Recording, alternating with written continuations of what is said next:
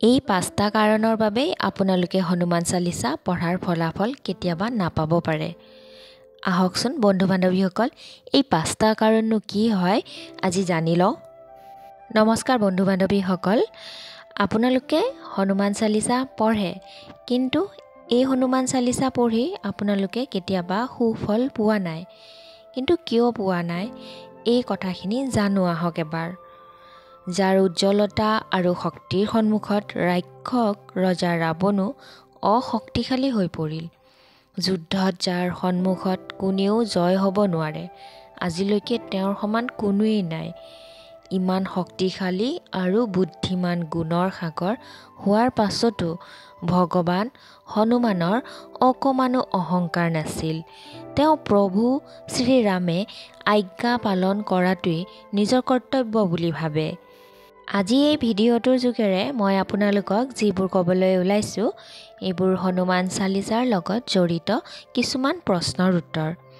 আপোনালোকে যদি হনুমান চালিচা পাঠ কৰে আৰু তাৰ ফল যদি আপোনালোকে পোৱা নাই, তেতিয়া এইসমূহ কথাৰ পৰা আজি সকলো গম পাব। আমি সকলোৱে জানো যে ভগৱান হনুমান এই কলিযুগৰ সকলোতকৈ জাগ্ৰত দেৱ বা দেৱতা। আজিও তেওঁ সশৰীৰে মানুহৰ বা ভক্ত কল্যাণৰ বাবে এই পৃথিৱীত বিচৰণ কৰি আছে, কাৰণ তেওঁ অজৰ অমৰ হৈ থকাৰ বৰদান পাইছিলে। আমাৰ দেশত সকলোতকৈ বেছি মন্দিৰ ভগৱান হনুমানৰেই আছে। এনেকুৱা একো গাঁও বা চহৰ নাই য'ত ভগৱান হনুমানৰ মন্দিৰ নাই। ভগৱান হনুমানৰ ভক্তৰ সংখ্যাও দিনে দিনে বাঢ়ি গৈ আছে। ভগৱান হনুমানক প্ৰসন্ন কৰিবলৈ সকলোৱে জনা পাঠ হ'ল হনুমান চালিচা। হনুমান চালিচা এনেকুৱা এখন কৃতি যি হনুমানে হনুমান চালিচাৰ জৰিয়তে মানুহৰ ভিতৰৰ দিব্যমান গুণৰ বোধ কৰায়। এইখনৰ পাঠ আৰু মনন কৰাৰ ফলত বল বুদ্ধি জাগ্ৰত হৈ পৰে। হনুমান চালিচা পাঠ কৰাৰ ফলত ব্যক্তিয়ে নিজৰ শক্তি, ভক্তি আৰু কৰ্তব্যৰ বিষয়ে অৱগত হ'ব পাৰে, কিন্তু বহু ভক্তই তেওঁৰ নিয়মীয়াকৈ আৰাধনা কৰাৰ পাছতো লাভালাভ নাপায়। হনুমান চালিচা পাঠ কৰে, কিন্তু তেওঁলোকে হনুমানৰ কৃপা দৃষ্টিলাভ নকৰে। এনেকুৱা কিয় হয়? কিয় হৈ আছে? কি ভুল হৈছে আপোনাৰ, যাৰ ফলত আপোনালোকে হনুমান চালিচাৰ ফল পোৱা নাই? আজি মই এই ভিডিঅ'টোৰ যোগে এই 5টা কাৰণ আপোনালোকক ক'বলৈ গৈ আছোঁ। 1 নম্বৰতে, প্ৰভুৰ লগত এক নোহোৱা। বহুত মানুহৰ এটা অভ্যাস থাকে, তেওঁলোকে পূজা অৰ্চনা বা প্ৰাৰ্থনা কৰোঁতে বেলেগ চিন্তাত মুগ্ধ হৈ থাকে। কোনোবাই নিজৰ ব্যৱসায় আৰু কোনোবাই নিজৰ সম্পৰ্কৰ বিষয়ে ভাবে, নহ'লে বা ক'বলৈ গ'লে মানুহে নিজৰ চিন্তাতে মুগ্ধ বা মগ্ন হৈ থাকে। তেওঁলোকে কৰিব লাগে কাৰণেহে পূজা অৰ্চনা বা প্ৰাৰ্থনা পাঠ কৰে। এতিয়া আপোনালোকেই ভাবক, যদি আমি প্ৰভুৰ লগত এক হৈ নাযাওঁ, আমাৰ ভক্তিত যদি দৃঢ়তা নাথাকে আৰু আমি যদি সঁচা মনে ভক্তি নকৰোঁ, তেতিয়া ভগৱানে আমাক কিয় চকু মেলি চাব? আমি আমাৰ বিচাৰক বন্ধ কৰিব নোৱাৰোঁ, কিন্তু ধ্যান কৰি আমি আমাৰ বিচাৰক কণ্ট্ৰল কৰিব পাৰোঁ আৰু এঠাই কেন্দ্ৰিত কৰিব পাৰোঁ। সেইকাৰণে অকল ভগৱান হনুমানেই নহয়, যি দেৱী বা দেৱতাৰ পাঠ কৰে, নিজৰ মনতো তেওঁ সমৰ্পিত কৰি দিব লাগে। আপোনালোকে যি পাঠ কৰে তাৰ মহত্ব বুজি ল'ব লাগে।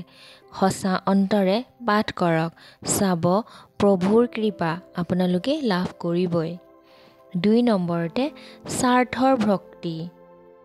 সকলো মানুহে দুখৰ সময়ত প্ৰভুৰ চৰণলৈ যায়। ইয়াৰ অৰ্থ এইটো নহয় যে তেওঁলোকৰ ভক্তিত স্বাৰ্থ জড়িত হৈ আছে। ইয়াতে মানুহে ভ্ৰমিত হৈ পৰে, কাৰণ দুখৰ সময়ত সকলো মানুহে ভগৱানৰ পৰা কিবা নহয় কিবা বিচাৰে। উদাহৰণস্বৰূপেই কওঁ, যদি কোনোবাই ব্যক্তি দুখ আৰু কষ্টৰ সময়ত ভগৱানৰ ওচৰলৈ যায় আৰু নিজকে সমৰ্পণ কৰি শুদ্ধ মনে ভক্তি কৰে, তেতিয়া ভগৱানে তেওঁৰ ভক্তিত প্ৰসন্ন হৈ তেওঁৰ সকলো কষ্ট দূৰ কৰি দিয়ে। কিন্তু সকলোবোৰ ভাল হোৱাৰ পাছত সেই ব্যক্তিজন ভগৱানৰ পৰা দূৰ হৈ যায়, পূজা অৰ্চনা আদি বন্ধ কৰি দিয়ে, তেতিয়া আপোনালোকে ক'ব পাৰিব তাৰ ভক্তিত স্বাৰ্থ জড়িত হৈ আছে।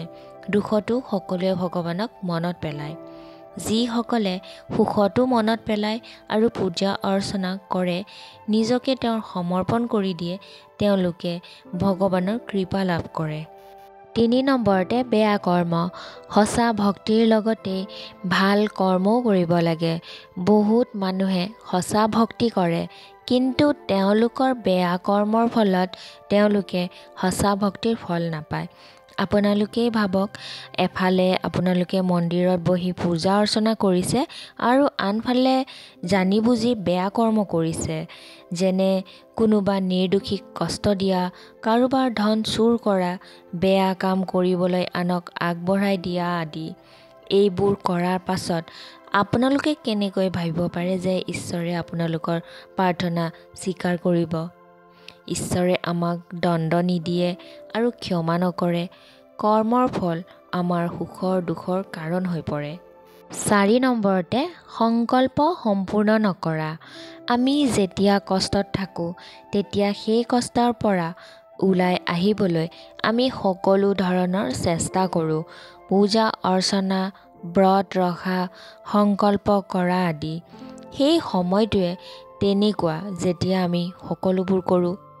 কিন্তু কিছুমান মানুহৰ ধৈৰ্য কম থাকে বা প্ৰভুৰ প্ৰতি বিশ্বাস কম থাকে, নহ'লে বা তেওঁলোকৰ মন ভ্ৰমিত হৈ পৰে, এলাহো হ'ব পাৰে, যাৰ ফলত তেওঁলোকে প্ৰভুৰ সন্মুখত কৰা সংকল্প পাহৰি যায়, আধৰুৱাকৈ এৰি দিয়ে। এনেকুৱা কেতিয়াও নকৰিব। নিজৰ সংকল্প সম্পূৰ্ণ কৰক। যদি মহিলাসকলৰ মাহেকীয়া হয়, তেতিয়া তেওঁলোকে সেইবোৰ হৈ যোৱাৰ পিছত নিজৰ সংকল্প সম্পূৰ্ণ কৰিব পাৰে। ৫ নম্বৰতে নিয়মৰ পালন নকৰা। বহুত মানুহে আমাৰ শাস্ত্ৰত লিখি যোৱা প্ৰভু ভক্তি নিয়মসমূহ পালন নকৰে। তেওঁলোকে নিজৰ মতে সকলো কৰিব বিচাৰে। যেতিয়া প্ৰভুৰ কৃপা লাভ কৰে, তেওঁলোকেই প্ৰথমতে প্ৰভুক যি টি ক'বলৈ ধৰে। কিছুমান মানুহ নিজেও নকাৰাত্মক আৰু আনকো নকাৰাত্মক কৰিব বিচাৰে বা কৰি তোলে। আচল কথা সঁচা ভক্তিতহে আছে, বাকী সকলোবোৰতো মায়াই। তেওঁলোকে প্ৰভু ভক্তিৰ কাৰণে সামান্য নিয়মৰো পালন নকৰে, যেনে চাফা কাপোৰ পিন্ধি পূজা কৰা, ঘৰখন চাফা কৰি ৰখা, যাতে ঘৰত প্ৰভুৱে বাস কৰে, মাছ মাংস মদ আদি সেৱন কৰি পূজা অৰ্চনা নকৰা, ব্ৰত আৰু সংকল্পৰ সময়ত ব্ৰহ্মচাৰ্য পালন কৰা, গা নোধোৱাকৈ পূজা অৰ্চনা নকৰা আদি কঠিন নিয়ম পালন নকৰিলেও দৈনিক সামান্য নিয়মৰ পালন কৰিব লাগে, যিবোৰ আমি কৰিব পাৰোঁ। আজি বহুত মানুহে তেওঁলোকৰ প্ৰশ্নৰ উত্তৰ কিজানি এই ভিডিঅ'টোৰ যোগে পাই গ'ল। এইসমূহ প্ৰশ্নৰ উত্তৰ আমাৰ ওচৰত থাকে। সকলো ব্যক্তিয়ে নিজৰ গতিৰ বিষয়ে জানে, সেইকাৰণে আপোনালোকেও নিজৰ ভুল শুধৰণি কৰিব পাৰিব। এইসমূহ কথা কেতিয়াও নাপাহৰিব। সঁচা মনেৰে ভক্তি কৰক, ভাল কৰ্ম কৰক, তাৰপিছত চাব ভগৱান হনুমানৰ কৃপা আপোনাৰ লগত আপোনাৰ ঘৰখনেও লাভ কৰিব। ভগৱান হনুমান বহুত দয়ালু। তেওঁ কেতিয়াও নিজৰ ভক্তক নিৰাশ হোৱা চাব নোৱাৰে। তেওঁ আপোনালোকক সহায় কৰিবই। গতিকে বন্ধু বান্ধৱীসকল, আপোনালোকে সকলোৱে নিয়মীয়াকৈ হনুমান চালিচাখন এবাৰকৈ হ'লেও পঢ়ক সময় নাথাকিলে, আৰু এই ভিডিঅ'টো যিমান পাৰে লগ বন্ধুৰ মাজত শ্বেয়াৰ কৰি দিয়ক। যদি মোৰ এই চেনেলটোত নতুনকৈ আহিছে তেনেহ'লে ছাবস্ক্ৰাইব কৰি ৰাখিব, তেতিয়াহে এনেকুৱা ধৰণৰ নতুন নতুন ভিডিঅ' আপোনালোকে পাই থাকিব। আৰু কমেণ্টত জয় হনুমান বুলি লিখিবলৈ নাপাহৰিব। তেনেহ'লে আজিলৈ আহিছোঁ। জয় হনুমান, জয় শ্ৰীৰাম।